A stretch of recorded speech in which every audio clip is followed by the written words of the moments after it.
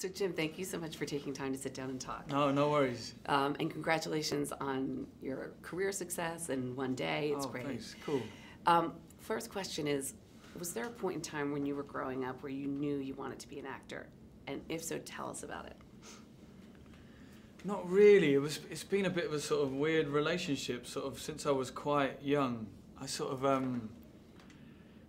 sort of been on and off with it, and sometimes I thought it was great, and then I thought it wasn't very cool, and I didn't really get involved in it, and then didn't act for a sort of long period of time. But I remember the first time that I went onto a stage, and I remember sort of, you know, focusing and really sort of getting something out of it, and that was when I was really young.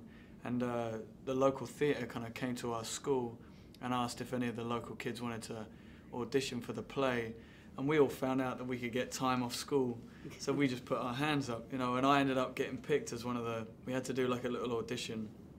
And I got picked to be in the play. And I loved it, you know, and I remember coming back from doing this play, and my mum and dad could just see quite clearly that I was excited by it and that I loved doing it, you know.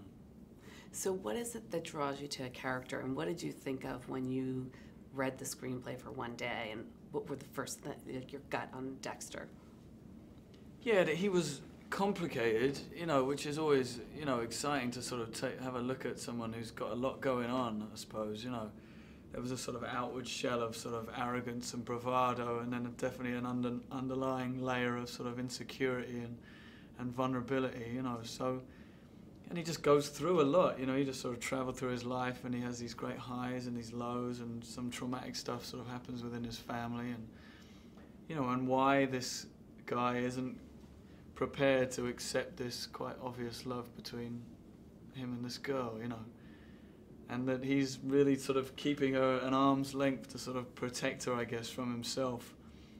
Ultimately knowing that if they got together any sooner, or if he wasn't ready, then he would probably end up hurting her, you know, and cheating on her.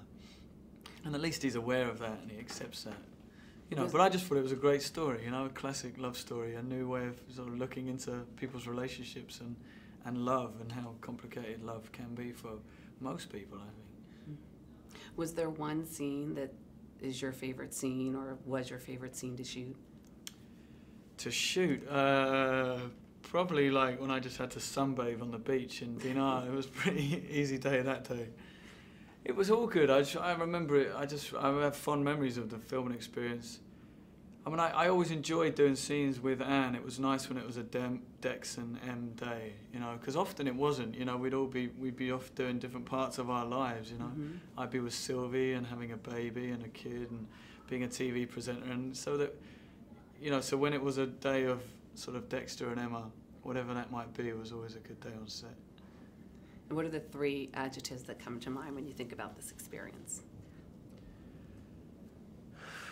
Traumatic, because it was traumatic. I mean, you know, I guess it can be easily perceived as a sort of nice, light-hearted romance, but there's, you know, it's actually very sad and very touching. There it is. There are the other 2 words: sad and touching.